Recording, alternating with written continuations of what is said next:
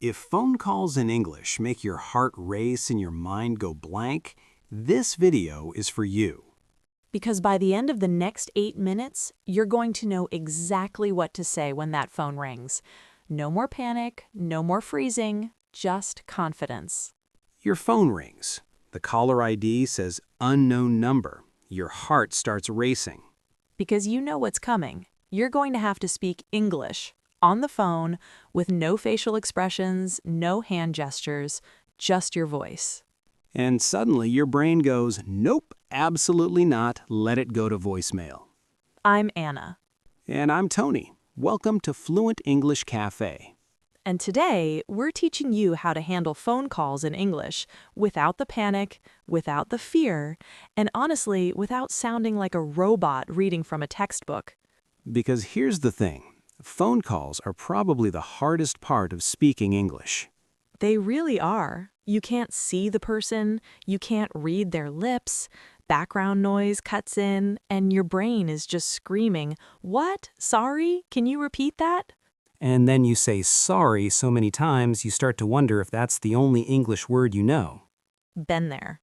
So if you're serious about speaking English fluently and confidently in real-life situations, not just in the classroom, hit that subscribe button, because we're teaching you practical English that actually works when it matters. All right, let's fix your phone English. So first things first, when someone calls you, what do most people say? Hello? Exactly. And you know what? That's perfectly fine. Wait, really? Yeah. Hello is not wrong. It's universal. Everyone understands it. But here's the thing. It's a bit vague. The person on the other end doesn't immediately know if they reached the right person. So it's not that hello is bad, it's just that there are better options depending on the situation? Exactly. Think of hello as your safety net. It works, but once you know the other options, you'll sound more confident and more natural. Okay, so give us the upgrade. If it's your work phone, you lead with your name. Tony speaking, or this is Tony. That makes sense, because it's a work line. Everyone expects that. Right. But if it's your personal phone and you don't recognize the number, just stick with hello. Wait, so you don't give your name to random callers? No, never give your name to someone you don't know. Let them identify themselves first. They should say who they are and why they're calling. That's actually really important for safety. Absolutely. If they say, "Hi, is this Tony?" you can say, "Who's calling, please?" Make them identify themselves first. Smart. Okay, so to clarify, work phone, use your name. Personal phone with unknown number, just hello, and let them speak first. Exactly. And if it's someone you know calling, then you can be casual. Hey, or what's up, or even just hi. See, this is what I love. It's not about memorizing fancy phrases. It's about knowing what's appropriate and what's safe for each situation. Right. And here's another tip. If someone you know is calling your work phone, you can still answer professionally. They'll understand you're at work. Perfect. Okay, so now let's talk about the scariest scenario.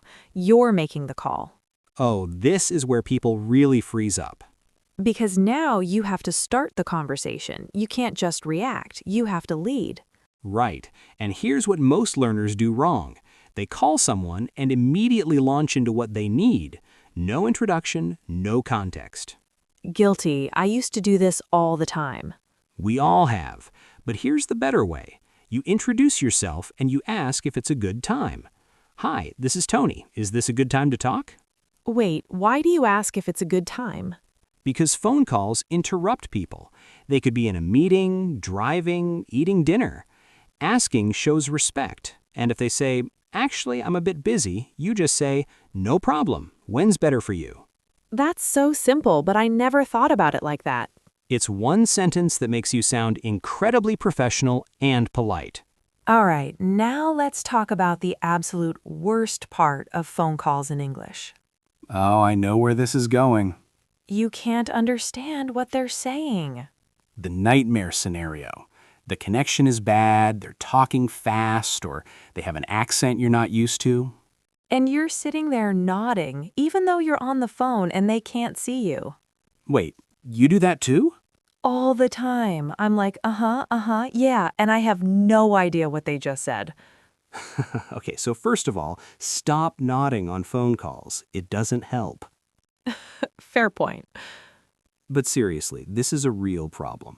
And the mistake most learners make is they just keep saying what over and over. And after the third what, it gets really awkward. Exactly. So here's what you do instead. You be specific about what you didn't understand. You say, I'm sorry, could you repeat the last part? Or, I caught the beginning, but I missed the end. Oh, that's so much better than just what? Because you're telling them exactly what you need. They can actually help you. Okay, quick question for everyone watching. Have you ever pretended to understand someone on the phone just to avoid saying what again? Because I want to know I'm not the only one. Oh, drop that in the comments, because I've definitely done this. Someone's giving me directions, and I'm just like, yep, got it, and then I have no idea where I'm supposed to go. Seriously, comment below and tell us your most embarrassing I pretended to understand but I had no clue phone call story. I need to hear these. And while you're down there, if this video is helping you feel less scared about English phone calls, hit that like button. It actually helps us keep making these lessons for you. Yeah, and subscribe if you haven't already, because we're here to help you speak English confidently in every situation, not just phone calls, job interviews, meetings, casual conversations, all of it. All right, back to phone calls. Anna, what if you need to put someone on hold? Oh, this is tricky because a lot of people just say, wait, and that sounds really abrupt. Exactly. So here's the polite way. You say, could you hold on for just a moment? Or, can I put you on brief hold? And when you come back, You say, thanks for holding, or sorry for the wait. even if they only waited like 10 seconds? Especially if they only waited 10 seconds. It shows you appreciate their patience. I love that. It's such a small thing, but it makes you sound so professional. All right, let's do another practice. Tony, you're calling me to schedule a meeting. Okay. Ring ring. Anna speaking. Hi, Anna. This is Tony. Is this a good time? Actually, I'm in the middle of something. Can I call you back in 10 minutes? Absolutely. I'll wait for your call. Thanks. See? No awkwardness. Everything was smooth. Because we used polite, clear language. That's all it takes. Now, let's talk about ending the call, because this is where things get weird. Oh, the goodbye loop. Everyone's been stuck in this. What's the goodbye loop? It's when you both keep saying goodbye, but nobody actually hangs up. Okay, bye, bye, talk soon. Yep, bye. All right, bye. And it goes on for like 30 seconds, and you're both just waiting for the other person to hang up first.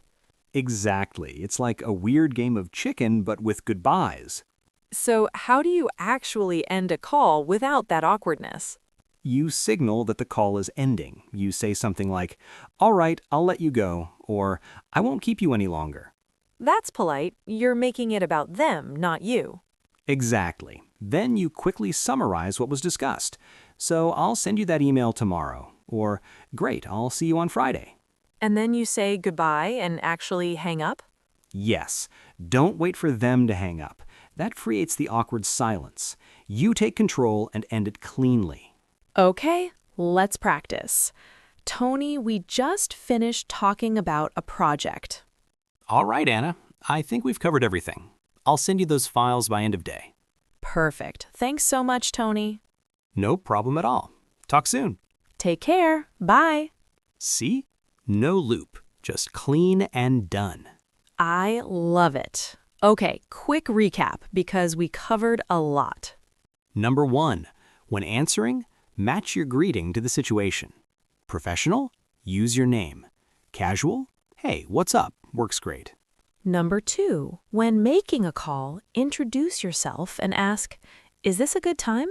Number 3. If you don't understand, be specific. Could you repeat the last part is way better than just, what? Number 4, end the call clearly. Signal its ending, summarize quickly, say goodbye, and hang up. And remember, Phone calls get easier every single time you do them. The first one is scary. The 10th one is just a phone call. Now, before we go, here's your challenge. Next time you have a phone call in English, I want you to use one phrase from today. Just one. Pick your favorite. Maybe it's, is this a good time? Maybe it's, thanks for holding. Whatever feels natural to you. Then come back here and tell us in the comments which phrase you used and how it went. Did it make you feel more confident? Did the other person respond well? Because here's the thing. English fluency isn't built in the classroom. It's built in real moments like these. Phone calls, conversations, interactions.